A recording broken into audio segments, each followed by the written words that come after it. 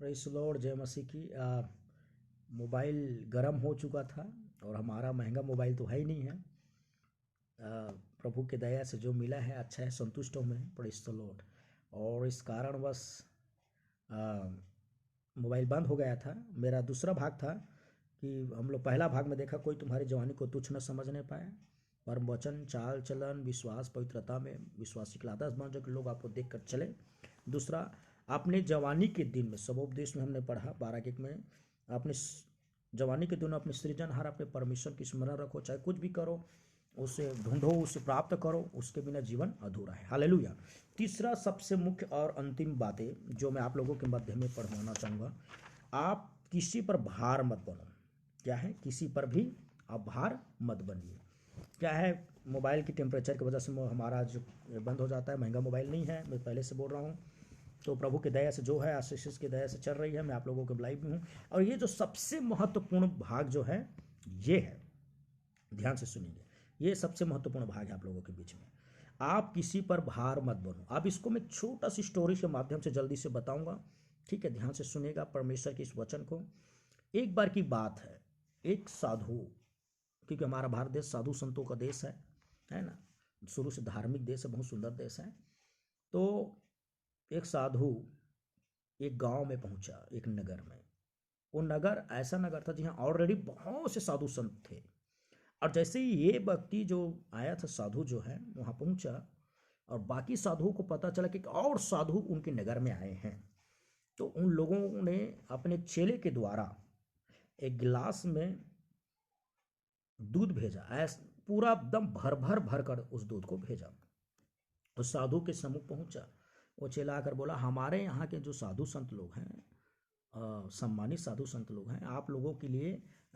Hallelujah, praise the lord. Networking problem बार बार आ रही है, मैं जल्दी से ख़त्म करूंगा, इसको ज़्यादा समय नहीं लूँगा। तो एक बार एक साधु एक गांव में पहुंचा और वहाँ बहुत से लोग साधु और भी बहुत से साधु थे। जब पता चला कि एक और साधु उनके आया है, तो उन्हें अपने चेले के द्वारा एक गिलास दूध भर भर भर कर उनके पास भेजा। वो चेले लोग आकर बोला, महाराज जी, आपके लिए हमारे यहाँ के जो विशिष्ट साधु संत हैं उनके लिए आपके लिए एक गिलास भरा हुआ दूध भेजा है। ये साधु ने देखा गिलास से भरा हुआ दूध तो समझ गया। उसने कहा, उस गिलास से भरा हुआ दूध को उनको वापस भेज दिया और बोलना जाकर, उसने कहा उस चेले को, बोलना जाकर, मैं किसी पर भार नहीं हूँ, मैं किसी पर भी भार नहीं हूँ, ना उन लोगों के लिए भार होने के लिए, बोझ बनने के लिए मैं किसी पर बोझ नहीं हूँ। Praise the Lord. तो इसका मतलब यह है कि गिलास जो भरा हुआ था दूध में, उसमें और भी दूध डाला नहीं जा सकता था। उनकी संदेश था, वो गिलास से भरा हुआ दूध भेजा, उसका संदेश ये था, इशारा में, दृष्टांतों में, कि दूध जो है भरा हुआ है, आप भैया यहाँ आपके लिए जगह नहीं है। पर उसने बड़ा प्यार से उत्तर दिया कि मैं किसी पर बोझ और भार होने के लिए नहीं आया हूँ। Praise God. एक आजकल के जो जवान भाई बहन हैं, काफ़ी उम्र हो चुके हैं और अभी भी वो अपने माता पिता, परिवार, भाई, समाज, कलीसिया में एक बोझ की नहीं है, क्योंकि वो कुछ भी नहीं करता अपने जीवन में, है कुछ भी नहीं करता। तो आपके लिए मैं एक वचन को पढ़ना चाहता हूँ। मैं केवल वचन से, शब्दों से नहीं बोल रहा हूँ, पर वचन से पढ़ूंगा। दूसरा थिस्सलुनीकियों और उसका 2 अध्याय 7 और 8 पद।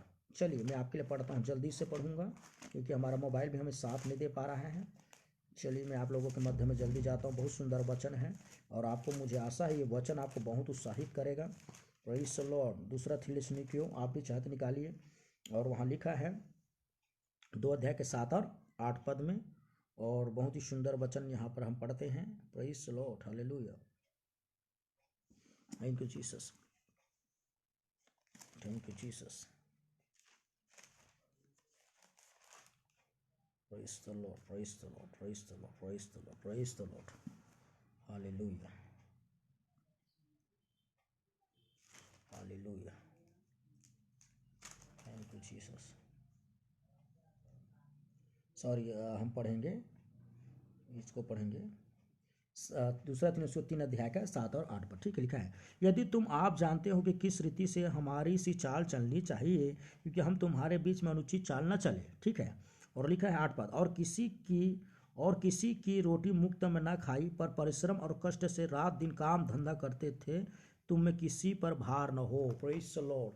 हमें क्या करना चाहिए? बाइबल में लिखा है कि एक जवान जो है, परमेश्वर के वचन में लिखा है, उनको अब जवान हो गए, कमाने के लायक हो चुके हैं, तो अब अपने माता पिता परिवार समाज में बोझ न बने, पर वो अपनी परिश्रम और मेहनत से क्या करें, रोटी खाया करें और अपनी मेहनत से दूसरों को भी। Praise the lord, praise the lord, praise the lord. Network problem बार बार आ रहा है और इसलिए कट कट जा रहे हैं। इस बात को फिर मैं दोहराता हूँ कि ऐसा लिखा है दूसरे थिस्सलुनीकियों 3 अध्याय, सॉरी 2 बोल दिया था हमने उतना टाइम, 3 अध्याय 7 और 8 पद में कि लिखा है कि अपनी मेहनत और परिश्रम करके क्या किया जाए, रोटी खाया जाए और किसी पर बोझ न हो। जैसे कि मैंने एक उदाहरण दिया अभी जस्ट कि एक साधु जो है गांव में पहुंचता है और वहाँ में और भी बहुत से साधु थे, उनको भरा हुई लाश देकर इशारा में बताता है कि देखिए यहाँ और यहाँ पर आप बोझ बनने के लिए मत आए। तो भी ने प्यार से बोला कि मैं यहाँ पर किसी पर बोझ नहीं बनूंगा। एक भरा हुआ गिलास में और पानी भरा नहीं जा सकता। परिवार में सब लोग संपन्न हो गए और आप भी जवान हो गए, काम योग्य का परिश्रम के योग्य हो चुके हैं, तो आपको कोई न कोई काम करना चाहिए और बिना परिश्रम के रोटी बिल्कुल भी नहीं खाना चाहिए। यह परमेश्वर के वचन हमको सिखाता है। आज के ज़माना ऐसा है कि बिल्कुल अभी भी अपने माता पिता की कमाई में ही जीवन व्यतीत कर रहे हैं, बिल्कुल कोई काम नहीं करता, कोई परिश्रम नहीं करता, बस दूसरों की कमाई को खाता पीता है। उनके लिए परमेश्वर बिल्कुल बोलता है, यहाँ पर लिखा है 8 पद में कि और किसी की रोटी मुफ्त में ना खाई, पर परिश्रम और कष्ट से रात दिन काम धंधा करते थे, तुम में से किसी पर भार ना हो। और ये बात उसने और एक बार कहा इसी के बारे में, ऐसे को हम प्रभु यीशु मसीह की आज्ञा देते और समझाते हैं। प्रभु का आदेश है कि चुपचाप काम करके अपनी रोटी खाया करें। Praise the Lord. मतलब प्रभु हमको जवानों को परमेश्वर कहता है कि जब आप काम करने योग्य हो गए, बुद्धि से, शरीर से और मानसिक शरीर रीति से बलवंत हो चुके हैं, तो आपको काम करना चाहिए। आप जितनी पढ़े लिखे इस योग्यता के अनुसार काम ढूंढिए, काम कीजिए, फिर रोटी खाइए और आपके काम से भी आप न कलीसिया पर, परिवार पर, समाज पर किसी पर बोझ मत बनिए। क्योंकि एक बात बताना, आप सब इसमें ठीक है, प्रार्थना, दुआ, वचन, संगति, व्यवहार में सब कुछ में ठीक है, पर अगर आप कोई काम नहीं कर रहे हैं तो लोग आपको मान सम्मान नहीं देंगे, क्योंकि जानते कर्म ही गुण है।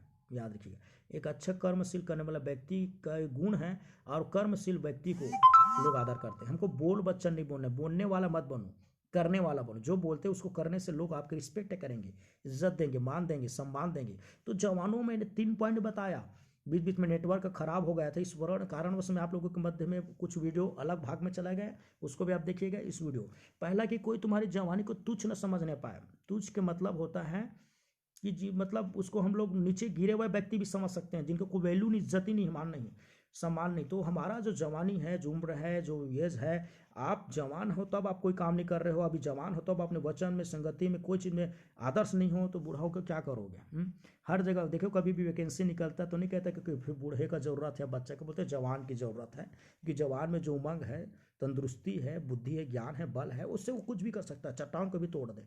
चट्टान से भी पानी निकाला जा सकता है। तो अभी जवानी का सदुपयोग करें। व्यर्थ लोगों के साथ, नशा पानी करने वाले व्यक्ति के साथ जीवन व्यतीत करके अपने जीवन को खराब मत कीजिए, वरना आपकी जीवन जिंदगी जो है तुच्छ हो जाएगी। प्रभु का वचन कहता है। दूसरे मैंने बताया, अपने जवानी की दिन में परमेश्वर की स्मरण करो। सबोपदेश में 12 के पद में जैसे लिखा है कि ऐसा नहीं कि आप विज्ञान और विज्ञान के जीवन में जी रहे हैं, ज्ञान विज्ञान के, तो ऐसा नहीं कि कोई परमेश्वर ही नहीं है, परमेश्वर, उनके साथ बने रहिए। तीसरी बात है, काम और परिश्रम करके रोटी खाए। तो मैं प्रभु के दास होने के नाते आप लोगों के लिए मैं थोड़ा सा सलाह देता हूँ। सलाह, अगर अभी आप कुछ काम नहीं कर रहे हैं, ठीक है, आपको कोई काम अभी नहीं मिला नहीं है, तो अभी आप सीखने की व्यवस्था में है और आदमी उम्र भर सीखते हैं। आप कुछ मैकेनिक, इंजीनियरिंग सीखिए, जो आप सीख सकते हैं, जो आप सीख सकते हैं सीखिए। आप चाहे वेल्डिंग के काम सीखो, बढ़ाई का काम सीखो, कोई ना कोई काम सीखिए जो आपका भविष्य को अच्छा निर्माण कर सकता है। आप कोई ना कोई काम, उसके बाद आप कोई ना कोई काम कीजिए या बिजनेस कीजिए। आप पढ़ाई लिखाई में कमज़ोर हैं तो कोई काबिलियत आपके अंदर होनी चाहिए, कोई टैलेंट आपके अंदर हो जो आपके जीवन को व्यतीत करे। हो सकता है ये जो बातें, जो अंतिम भाग जो है ना, संसारिक रीति से भी आपको मान सम्मान के लिए बात बोल रहा हूँ। क्योंकि दुनिया में अगर कोई भी जवान व्यक्ति को कोई भी मिलता है और आपस में मिलते हैं तो एक ही सवाल करते हैं कि भैया आप क्या करते हैं। तो आपका साथ में कुछ नहीं करता तो लोग वहाँ पर आपको मान सम्मान करना छोड़ देते हैं। Praise the Lord. वहाँ पर आपका स्टेटस गिर जाता है। आप बोलो कि मैं छोटा से छोटा भी काम बोलोगे, मैं कबाड़ी भी करता हूँ, तब भी आपके लिए मान सम्मान हो। क्योंकि ये व्यक्ति जो है फोकट का खाने वाला व्यक्ति नहीं है, अपनी परिश्रम से खाने वाला, रोटी खाने वाला व्यक्ति है। और परिश्रमी व्यक्ति का मान सम्मान सब करता है मेरे प्रिय भाई बहनों। इसलिए जितने भी जवान भाई और जितने भी मसीह में जवान भाई बहन, आप परमेश्वर के लिए कुछ न कुछ कीजिए। अभी जवान हो, गिटार सीखिए, आर्गन सीखिए, ढोलक सीखिए, नाल सीखिए, गाना सीखिए, बजाना सीखिए। कि कलीसिया भी है, आप क्योंकि कलीसिया का खंभा भी जवान लोग होते हैं। आप कुछ न कुछ कीजिए, आप कमाइए, कमा कर आप खुद रोटी खाएंगे, घर का भी मदद करोगे, कलीसिया की भी मदद करोगे, अपने जवान भाई मित्रों का भी मदद करोगे। कब? जब आपके पास दो पैसे होंगे, आपके अंदर काबिलियत होगी, लोग आपका मान सम्मान करेगा। हर व्यक्ति आदर चाहता है। आदर तब मिलेगा जब आदर का पात्र आप बनोगे। चाल में, चलन में, पवित्रताएं में, व्यवहार में, स्वभाव में ऐसा बनो कि लोग आपका रिस्पेक्ट करने के लिए मजबूत हो जाए। Praise the Lord. सो मेरे प्रियो, आज जो संदेश है मैं बहुत सुंदर रीति से प्रयास किया आप लोगों को बताने का, पर नेटवर्क के प्रॉब्लम मेरे साथ नहीं दिए, इसलिए मैं इसको और बनाऊंगा और यूट्यूब में अपना चैनल में डालूंगा। पास्टर रवि बघेल करके यूट्यूब चैनल है हमारा, और उसमें आप पूरी तरह से पूरा वीडियो जरूर देखिएगा। Praise the Lord. इस वक्त मैं आप सबके लिए प्रार्थना करता हूँ, प्रभु आप सबकी सहायता करें। प्रभु परमेश्वर में धन्यवाद करता हूँ एक एक व्यक्ति जो प्रभु जी हमारे साथ जुड़े हैं और प्रभु जी आने वाले समय में वीडियो को देखेंगे, उन सब के जीवन को तो आशीष दे, पवित्र आत्मा से भरिए कि उनके सब उनके घराना उनके जन आशीष दे, और एक एक जवान के अंदर में आई वचन एक उमंग, एक सामर्थ्य, एक शक्ति को पैदा करने पाए कि वो बहुत तेरे लिए बहुत कुछ करने का, तेरे नाम को ऊंचा उठाने का कारण बने। यीशु के नाम से प्रभु जी उन लोगों के लिए प्रार्थना है, उनके जीवन में प्रभु तेरी सामर्थ्य, कोई उनकी जवानी को तुच्छ न समझने पाए और अपनी जवानी के समय परमेश्वर यहोवा यीशु तुझे स्मरण करते कलीसिया जाने वाला व्यक्ति, तेरे वचन को पालन करने वाला व्यक्ति बने। तीसरा, वो परिश्रम करके रोटी खाने वाला व्यक्ति के लोग उनका आदर करें, क्योंकि कर्म ही गुण है। Praise the Lord. और प्रभु वो अपने जीवन में एक ऐसा आदर्श व्यक्ति, ऐसा आदर्श जवान बने कि लोग उनके जीवन से आशीषित हो। Praise the Lord. बहुत क्लासेस के कारण बने और हमारे जीवन के लिए बड़ी महिमा का कारण बनने पाए। Praise the Lord. उन सबके जीवन को प्रभु तेरे हाथों से, एक एक व्यक्ति जो अभी देख रहे हैं, देखेंगे वो वीडियो, प्रभु हर जवान के पास पहुंचने पाए। यीशु के नाम से प्रार्थना मांगता हूँ, आमीन आमीन। फिर एक बार कहूँगा, अगर हम आशीष के कारण नहीं बन रहे हैं किसी के लिए, तो श्राप के कारण भी नहीं बनना है। जवान लोग सुनिए, अगर आप आदर के कारण नहीं बन रहे हैं तो आप निरादर के कारण भी मत बनिए। अपने परिवार, अपने समाज, अपने घराने के लिए एक जवान एक सबसे बड़ी आदर्श होती है। हम लोग इसलिए गाते हैं, आदर्श बनो, नमूना बनो युवा समय में, नमूना बनो युवा समय। चाल चलन में, उठने बैठने में, गाने बजाने में, सुनने सुनाने में क्या बनना है? नमूना बनना है। Praise the Lord. 3 बातें मैंने बताया, आप पूरी तरह से समय निकाल के जरूर देखिए, प्रभु आपकी सहायता करेगा। God bless you. सबको जय मसीह की।